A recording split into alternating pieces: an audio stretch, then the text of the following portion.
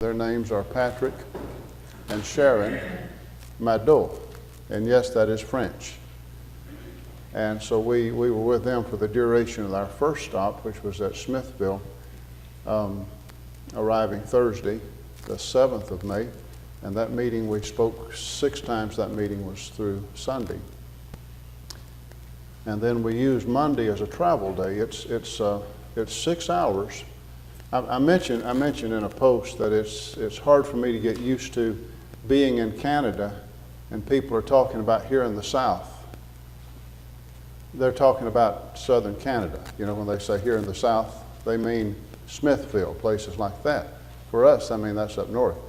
But when you're up there, they're talking about up north. And so when we were at Smithville in Canada, we went up north, which is a 6-hour drive up the Trans-Canada Highway, and you're passing through some really rugged country.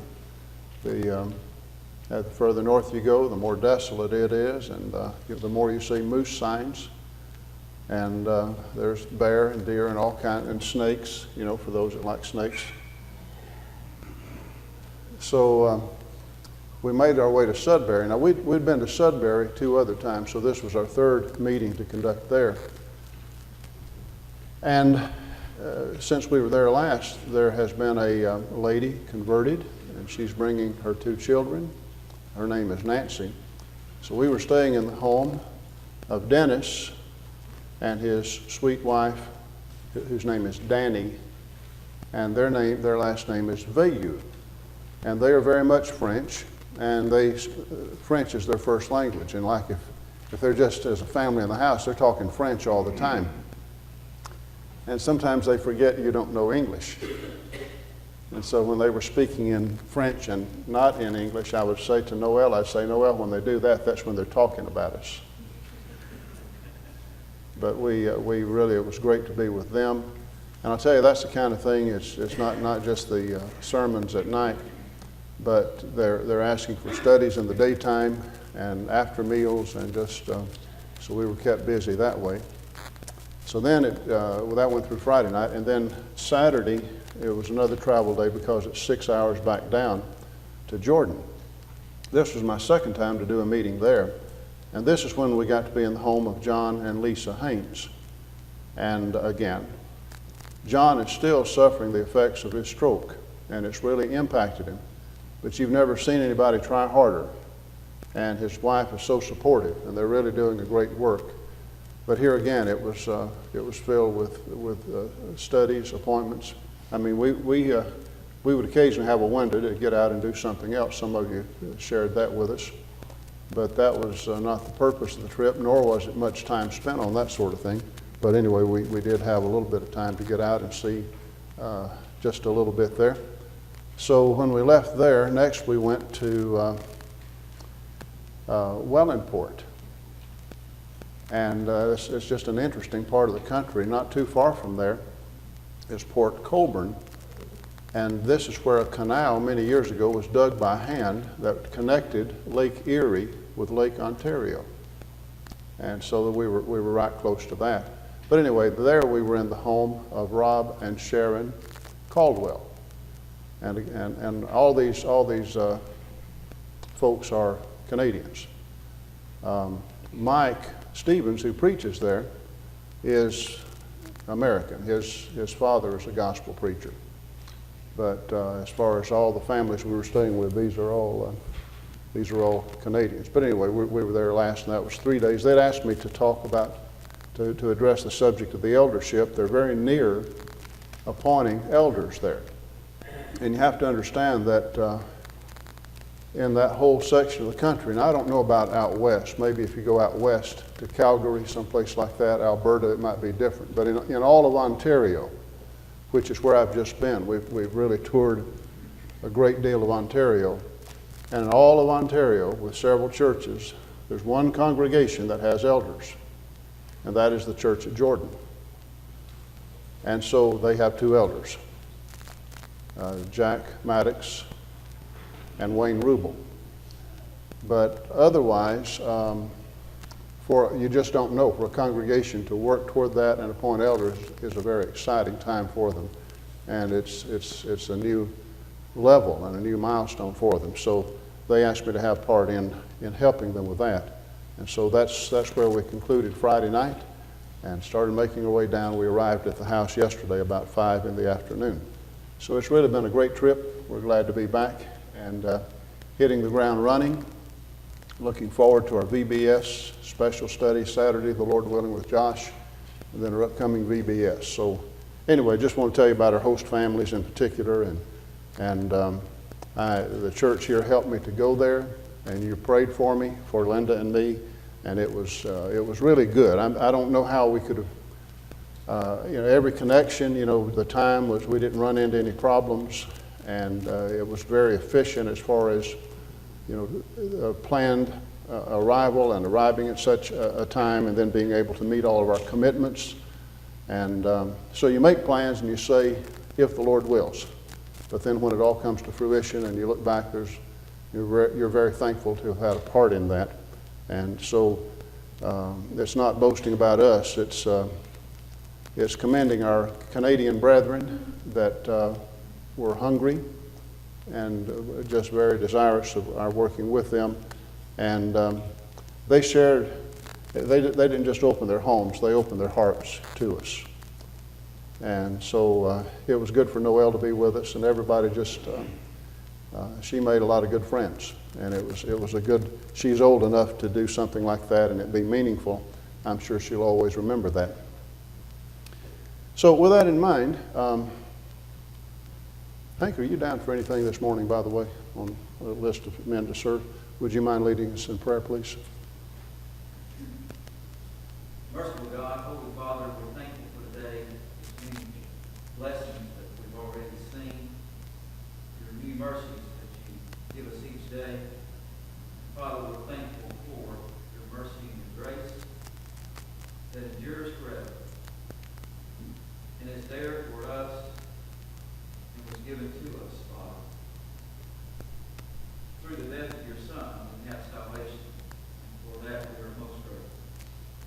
Heavenly Father, for the time we have this morning to study the Word, to look into it, and make application that we need in our heart, in our homes, in our daily walk. We pray that we are here to do that. Help us to pay attention and help us to make those necessary changes in our lives. Father, we're also mindful of those who are not with us this morning, those who would like to be here because of physical infirmity. We pray that you're with them, that you would comfort them, give them strength. Father, continue to give them hope, and if it be your will, Father, restore their health. Heavenly Father, we're thankful again for the time we have to come together as brothers and sisters in Christ, to join together in the study of your word. Help us to always hunger and thirst after that. Be with us during this time. In Jesus' name, amen. Amen. I should have handed Hank a microphone, but his voice carries well, and so thank you, Hank, for that. We also ask that you please pray for Owen. Owen is not doing well. He is not gaining ground. He's losing ground, and he didn't have much ground to lose. And so you've been asking about him and praying for him. Please continue to do that.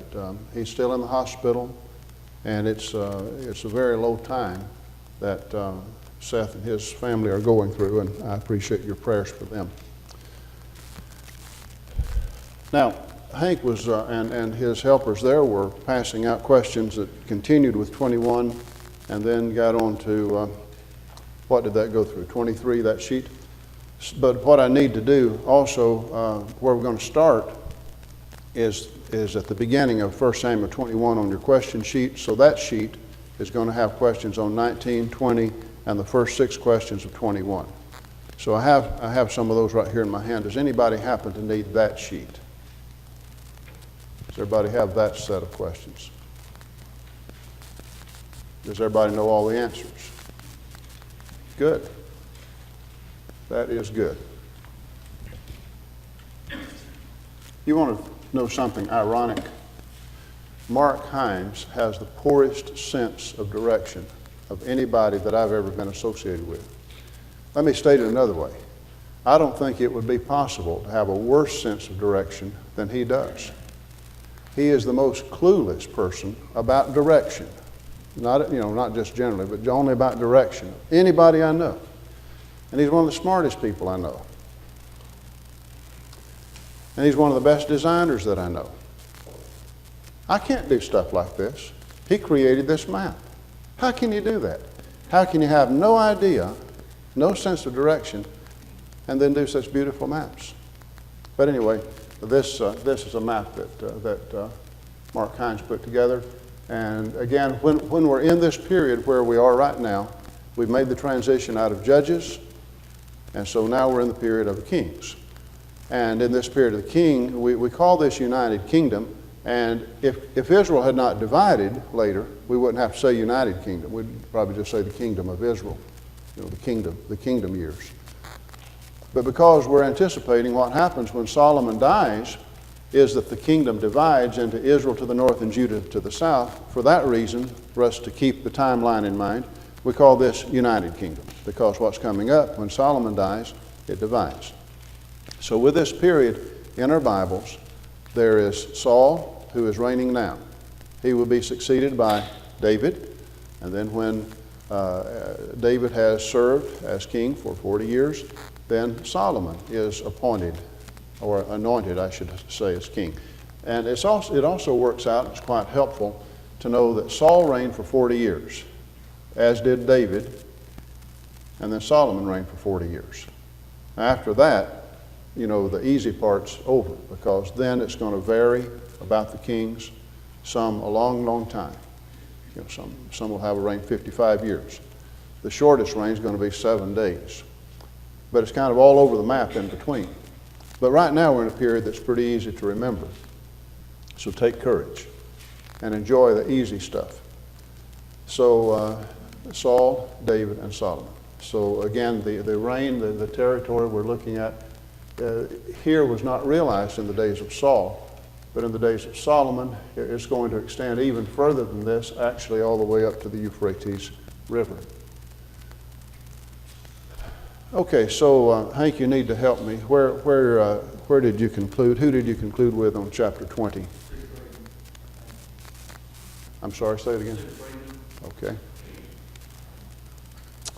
All right, so Joan, does that mean you get us started, please? Okay, this is 1 Samuel 20, 1 Samuel 21, I mean to say, and question number 1. Are we on the, okay, let's go from there.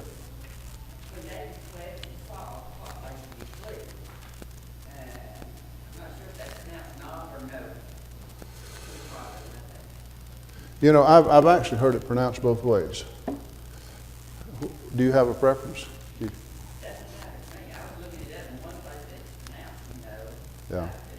I could look it up in the Hebrew and tell you, but I don't remember which way that is right now. It could be either way.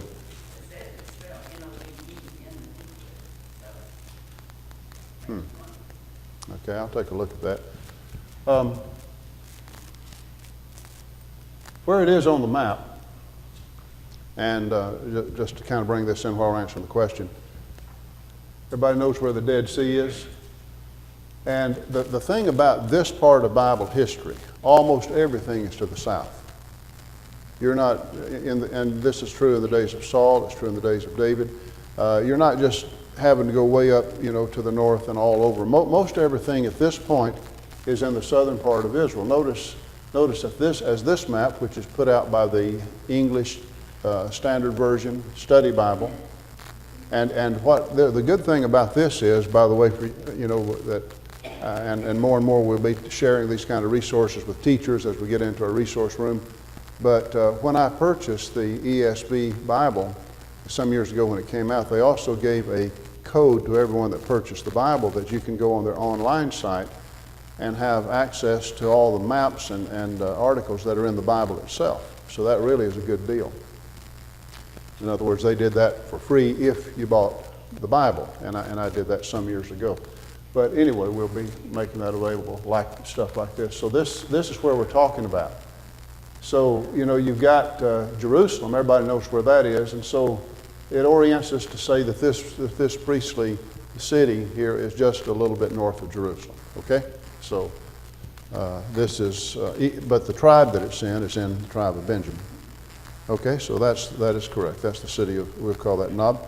Number 2 is next. Okay. And number 3 is next.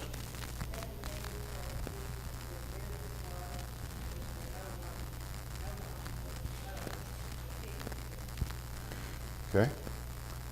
He's on business for the king. He doesn't say he's trying to kill me and I'm leaving, I'm running for my life, but anyway. Of course, you wouldn't expect him to specifically state his business necessarily.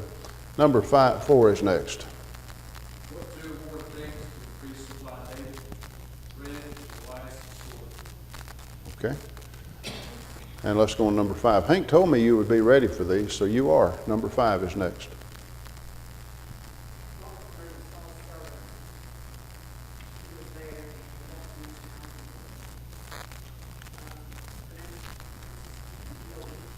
Yeah, let's just call him Doeg.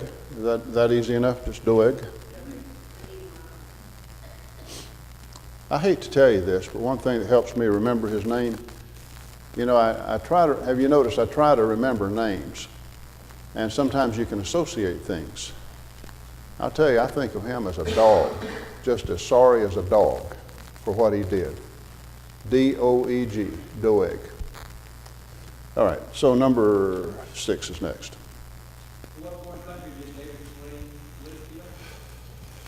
Okay. All right.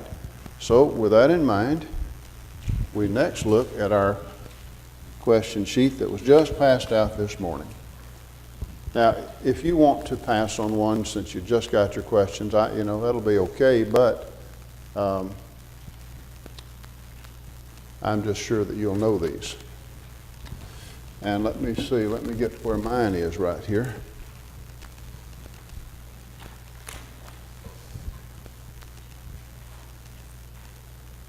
All right, now I'm ready. Now I'm ready too. So that brings us up here, Sister Mildred. Now, Mark, that was you that got that last one there, wasn't it, on that? All right, Sister Mildred, would you please take number 7? Oh, okay. Jonathan, would you help us with that one, please?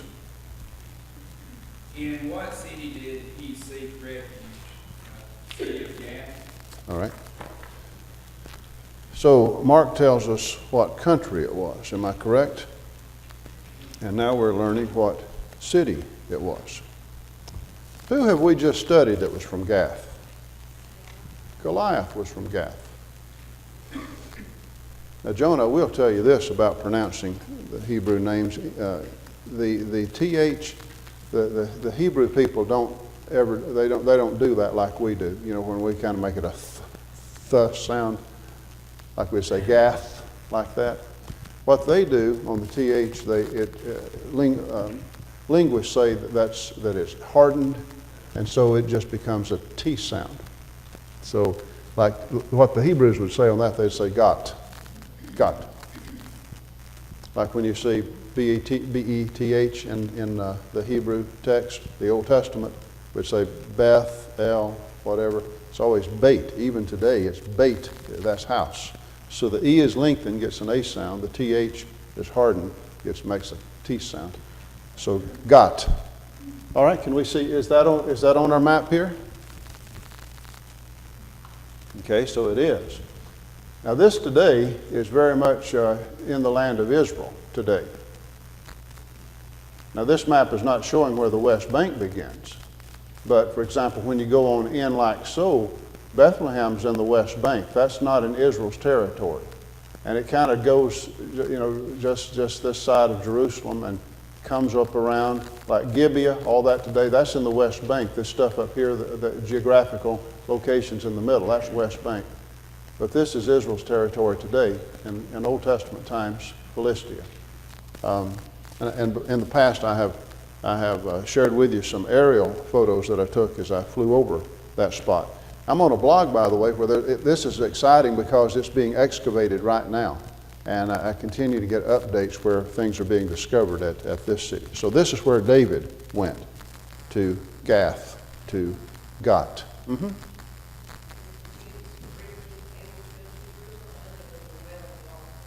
Yeah, they can go to Jerusalem. They can go to Jerusalem. That's except for certain spots, like on the Temple Mount, where the Muslims have control, right where that area there where the Dome of the Rock is. But otherwise, this is Israeli occupied territory today. Till you start going east just a little bit, and then it's West Bank. West Bank means Palestinian. Palestinians are, they speak Arabic, and for the most part they are Muslim. Let's see. So, all right, we've got him in Gath, and number 8 is next.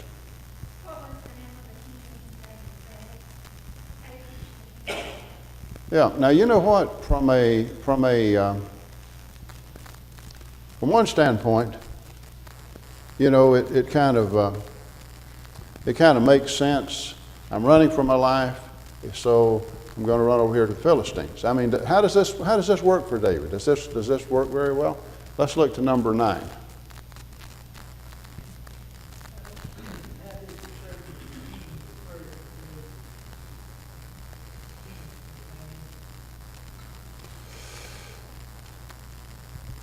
Well, yeah. Isn't that something? Was David really? I mean, how do they know that? What do they say to support that? Is not this the one that they sing about? What do the women sing about, David? Yeah. So, you know, they're viewing him as, you know, I'm sure that if you press them, they would understand that he's not literally the king yet. But the idea is he is the king's son-in-law. He is a leader of the army. He's their hero, national hero. And here he is among us. Well, David kind of got scared, didn't he? You know, I didn't ask a question on this, but what did David do? Sir? All right, he feigned madness. Is that what you said, Darrell?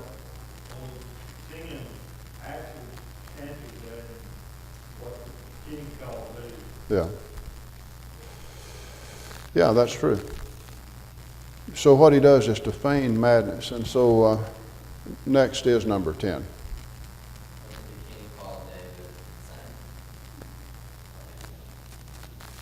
Okay. Hey, could I ask you a question?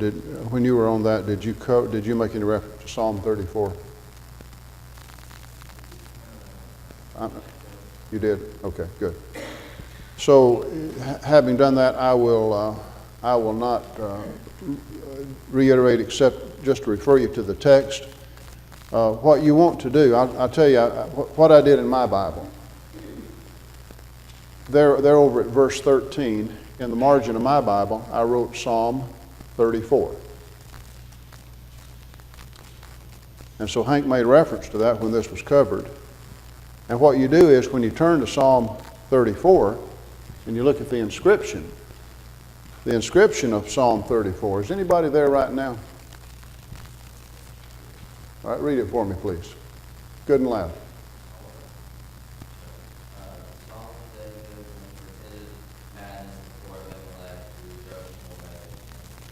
Okay, good. So it's a psalm of David when he pretended madness before Abimelech, who drove him away, and he departed. You notice the variation here on the name part, but the part about pretending madness.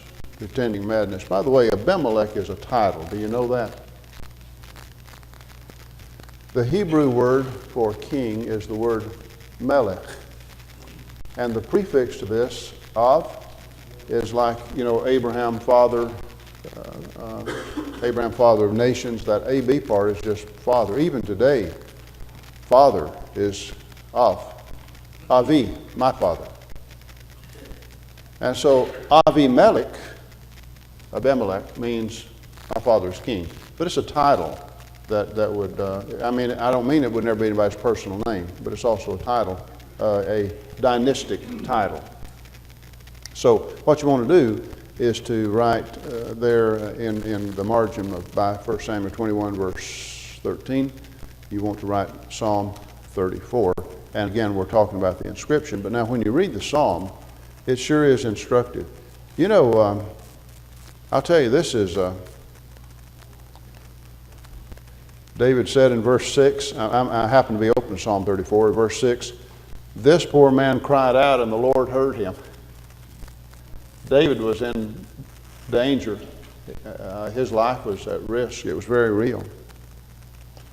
Verse 7. The Melech, the angel of Yahweh, the angel of the Lord, encamps around all those who fear him and delivers them. The messenger of the Lord oftentimes is referring to Jesus in his pre-incarnate appearances. Think about verse 12. That's going to be quoted in 1 Peter 3. Verse 12 says, who is the man who desires life and loves many days? Do you know if you're very much in danger of losing your life, their life becomes precious to you?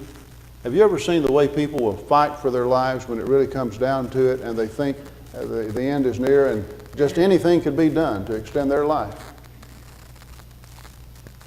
And so David was in a situation that looked not from old age or anything, but looked like his life would be taken. He loved life. He wanted to see good days. And look at verse 17. The righteous cry out, and the Lord hears and delivers them out of all their troubles. The Lord is near to those who have a broken heart and saves such as have a contrite spirit. Many are the afflictions of the righteous. Do you think you've got it rough? You think you're having problems? Many are the afflictions of the righteous, but the Lord delivers him out of all of them. So you see, this it is just more meaningful when you have that information that, the psalm would be teaching truth if we didn't know anything about the circumstances. But that inscription that says, well, he wrote this in that period of time, feigning madness and making this narrow escape. The Philistines could have killed him. From a human standpoint, had God not intervened, they could have just killed him. And it would have been to their advantage. So anyway, Psalm 34, you have that. Now then, what we need to do is continue with our questions. I'm sorry? Oh, did we not answer that one? The country is Philistia. The country is Philistia. Yeah, in other words, I'm not trying to do an overkill, but you got two questions. You've got basically what country and what city. So the country is Philistia. This is the land of the Philistines, which, again, they're a coastal people. And so you've got Ekron, you've got Gath, you've got Gaza, you've got Ashkelon and Ashdod, the Pentapolis, the 5 cities of Philistia. So, yeah, thank you. Anybody else? Raymond? The thought just occurred to me a few minutes ago. He had just picked up a live sword and knob, and he's going to go to Gath. Yes. But when you're under pressure and emotional and frightened, you don't always make your best judgments. Do you know that? I hope he had the sword in place. Yeah, he would. It wouldn't be a good time to be flashing it around, brandishing it. That's right. Yeah. That's where the owner used to live. That's right. Okay. Anybody else?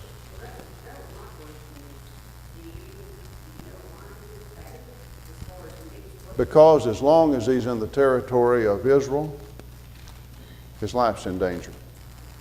And it's just, have you ever, do you know what happens when there's a death in the family? Like somebody loses their spouse. Do you know that counselors and stuff in print will tell somebody like that, for the next year, do not make any important decisions? Did you know that? Everybody know that? So what is that saying? In times of great stress, in times of emotional upheaval, we're not always thinking straight. And so here's somebody loses their spouse. So, you live and learn, but you see people, they just put their house up for sale and just maybe sell it and lowball themselves and take a beating and make all kinds of bad decisions just because they were in an emotional state. And I think that we have to understand, it's not next of kin dying kind of thing, but we don't need to read this detached from the emotion that David's going through, because if we could find ourselves in that situation where we're really running for our lives, that this is not just somebody who has a grudge against you. This is the king, and he's got all the military forces. He's got everything. You have nothing, and so he's not just upset. He's already tried to kill you, and he's not going to quit till you're dead. And so it's just like, I got to get out of here. What's the closest place you could do and get out of there? Well, he goes to Philistine territory. Now, what you'll see is he tries other hiding places too. But this is just, that's all it is. It's not like, he's objectively thinking about it, has a long time to make a decision, and says, well, where would I like to go? It's not like that. It's, I got to get out of Dodge. I got to go fast. And, like when he stops by and sees the high priest, it's, got anything to eat? Got any sword? I got to go. So he's leaving there. Okay, let's go on now to, those are good questions. Thank you for that. Chapter 22, who had the last one? Number 1 is where we start. What location did David escape? The Cave of Adullam. Okay. Now, do you see what I'm saying when I say here kind of to the south? I like this map. What I did, this is a really, I think, a good map. I like the generic maps like I just showed you, the one of Mark Hines, that shows the whole kingdom period, the whole thing. But then I like site-specific maps for the passages you're studying. And what this does, you can just look around and see most everything mentioned here. And so you see Adullam. Some of the other places coming up, Kyla, Ziph, chapter 25, Carmel. Coming up, I think Maon is mentioned as well right there. En Gedi is going to be mentioned as a place that David hid in the caves. So, but at any rate, this Adullam, the thing about it is, now this is called here with a question mark, the forest of Heret, the forest, but this is a forested area. I will tell you that even now, right here at Adullam, I think I shared this with you before, but on one visit there that was just Brother Jenkins and myself, one of the trips we made, we split the expenses, but we secured the services of a company that has four-wheel drive vehicles to get us into this area where cars can't go, buses can't go, and so got us over to where we could then go and see this place that is mentioned. Brother Jenkins had never seen it, and I'd never seen it either. So Adullam. Let me, here it is. This is the tale of Adullam. Do you remember, I'm trying to think, is it Genesis 28? Yeah, it is. In Genesis, no. I turned to the right thing and said the wrong one. Genesis 38 and verse 1, Judah departed from his brothers and visited a certain Adullamite whose name was Hira, and he saw there a daughter of a certain Canaanite whose name was Shua. He married her. And so then, he has children, he has 3 sons, and then it narrates what all happens here. But this woman that Judah married in Genesis 38, verse 1, she was from here. She was from Adullam. And so this is what is known as the tell. This is where you go up to the town, the remains, I should trying to say, of the town itself. And so David, you've got the town, but you've also got some good hiding places. And what I found out, this is a higher point of elevation. You don't have springs up here. When you don't have springs for a water system, you have to have a cistern. You know what a cistern is, don't you? Cistern, sort of like you've got brethren, and then you've got cistern.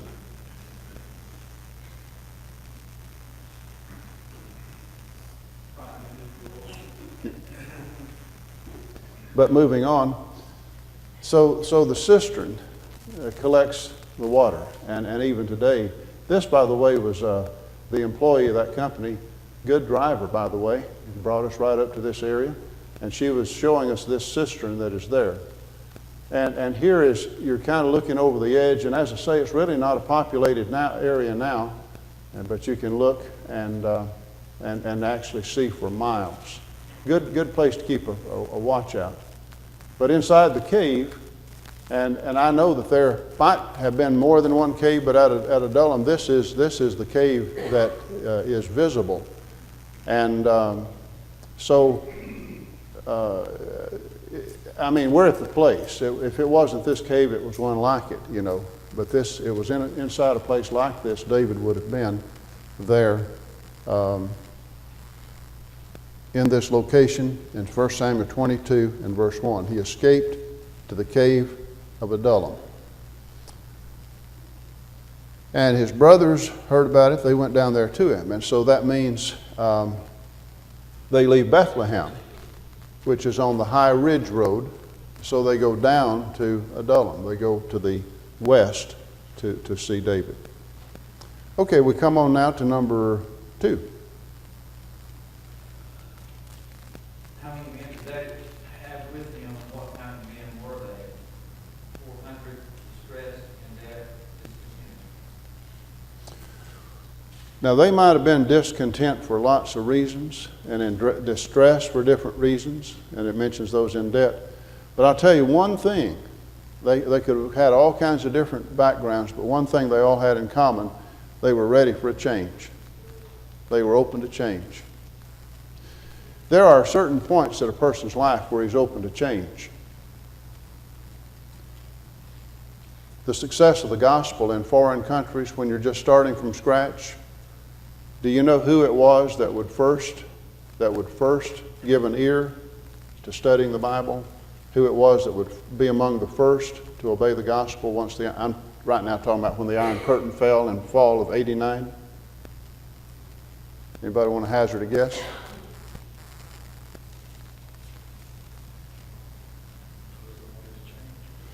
Those that wanted to change. Who was more open to that, would you think?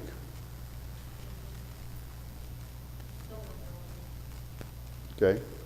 What we found is that somebody that was a university student, somebody that was not married, a younger person, was not already well established in the traditional religion, family commitment, and so forth.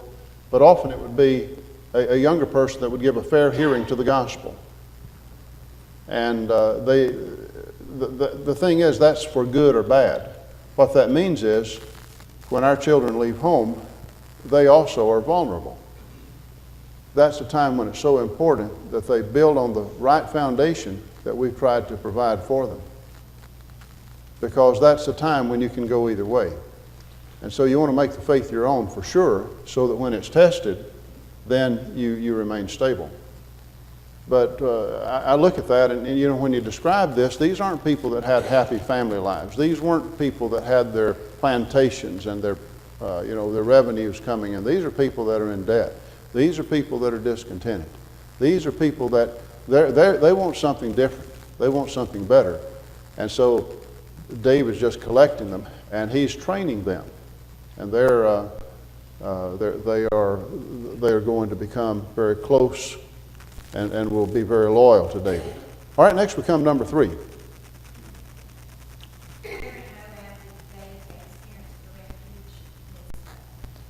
Okay, let me see. Can I go back here? Yeah. This one right here is, this map, getting back to the ESV, is making this suggestion. We know where Moab is, of course, but it is making this suggestion of Kir Hareset, as being perhaps Mizpah of Moab, somewhere over here in the land of Moab. So, Charlene, this gets back to your question. I mean, Philistia didn't work. Why is he going to Moab? Well, he's still trying to find a place of safety, and in this case, for his family, he's concerned about his family's safety. So he's moving them over there. Number 4 is next. Okay. And that's why Ruth is in the Bible, because she's in the ancestry of David and thus in the lineage of Christ.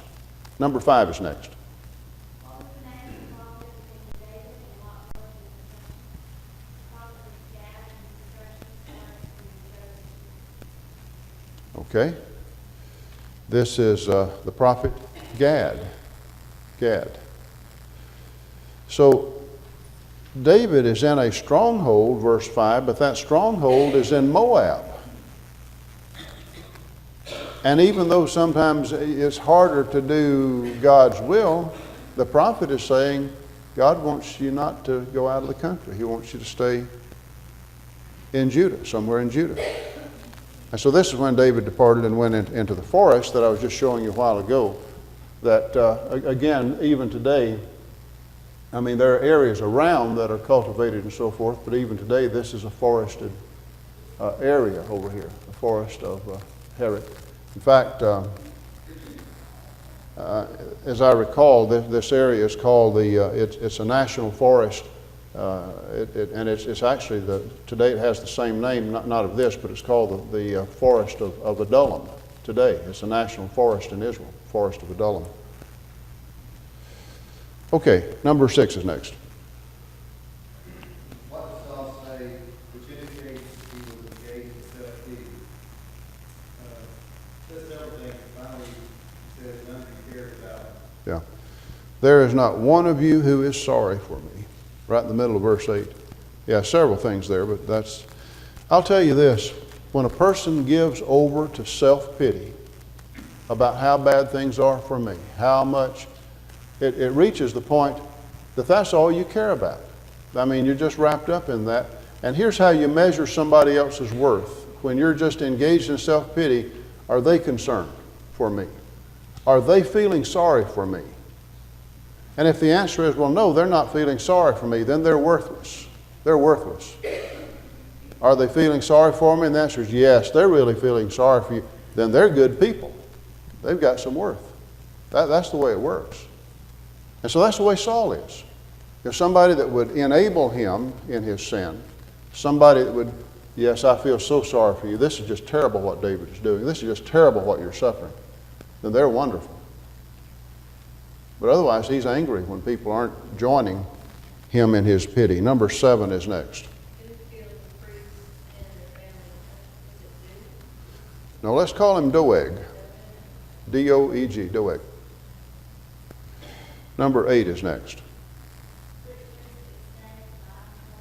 Now remember that name Abiathar, because he not only is going to continue to serve as priest, but he's going to be priest until the days of Solomon, through the whole reign of David. Now that's a long time, that's 40 years, and until Solomon becomes king. Okay, so Hank, we're caught up on the questions, right? And Miranda took the last one. Well, let's just do a little bit here with chapter 23. Are you game for that? In chapter 23,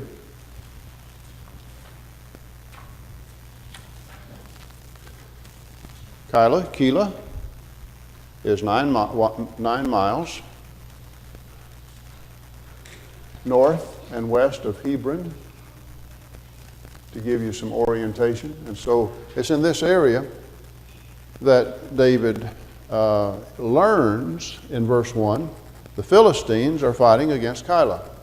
Now we've already shown you the Philistines over here. We mentioned Gath. And so it's always that way. Anything that's near their territory, they keep trying to take it. Just like over here, the desert people keep trying to come over from this way. And that kind of has not changed a whole lot. But anyway, the Philistines are attacking this city of Israel named Keilah. So what David does, he has a priest with him now, and his name is Abiathar. And David inquired of the Lord, saying, shall I go to attack the Philistines? Apparently, Abiathar, as he escaped from Doeg, who killed all the other priests, the high priest and all the other priests, he's able to bring with him the Urim and Thummim. You remember that's how the high priest would receive revelation from God. Yes or no answers. We're done that way. Shall I go and attack the Philistines? The Lord says, go, attack the Philistines and save them. And so David says, we're afraid in Judah. We're afraid of Saul over here. If we go and attack Keilah, that'll surely attract attention to ourselves. Saul will know about that. We'll just make ourselves targets. How much more then if we go to Keilah against the armies of the Philistines? So, he's not saying no, he's just processing this. And he inquired of the Lord once again. It's like, I want to be sure. And the Lord says, arise, go down to Keilah, for I will deliver the Philistines into your hands. So David doesn't ask anymore. He just wanted to be sure. And so he and his men went to Keilah, fought with the Philistines, struck them with a mighty blow. And David took away they're referring to the Philistines, their livestock, and David saved the inhabitants of Keilah. And so the people of Keilah are really going to be grateful to David. You think? They're really going to be grateful because David risked his own life and he saved them. Otherwise, they would have been captured and plundered and killed and everything by the Philistines. And verse 6 tells us, as I was just suggesting, that when Abiathar fled to David, he went down with an ephod in his hand. That's the priestly garment. And here again, because this is said in connection with inquiring and bringing the ephod in verse 9 is again said, that would have apparently the Urim and Thummim there. That's what most that I've read after believe. So sure enough, Saul found out in verse 7 that David had gone to Keilah. So Saul says, great, God has delivered him into my hand. Now do you see this do you see the kind of warped thinking when you give yourselves to sin? I'll tell you, sin affects your mind. It wouldn't have been any worse if Saul had just used profanity and just taken God's name in vain than it would be the way he uses it. Oh, God has delivered him into my hand. No, God hasn't. But he's invoking God's name in all this terrible stuff he's doing. David shut himself in town by entering a city that has gates. This is great. And he's even, saying, this is God. God is on my side about this. And so now, just like David anticipated, Saul brings everybody, all the people, to go down to Keilah to besiege David and his men. He should have thought, David has rescued one of my cities from our enemy. But he's not grateful for that. He's blinded by sin. And when David heard Saul was coming, he asked Abiathar, bring the ephod. O Lord, I've heard that Saul seeks to come to Keilah to destroy the city. Then verse 11, will the men of Keilah deliver me into his hand? Will Saul come down? O Lord God of Israel, I pray, tell your servant. The Lord said, he will come down. David said, will the men of Keilah deliver me and my men into the hands of Saul? Remember, David just rescued them. And the Lord says, they will deliver you. And so this tells you that they don't have a terrible whole lot of loyalty to David, but probably more so what it's saying is they're afraid of Saul. He's just instructed that a whole city be massacred that had priests in it. What do they think is going to happen to them at Saul's hand if they help? Well, we've got to quit for right there. Let's stop there and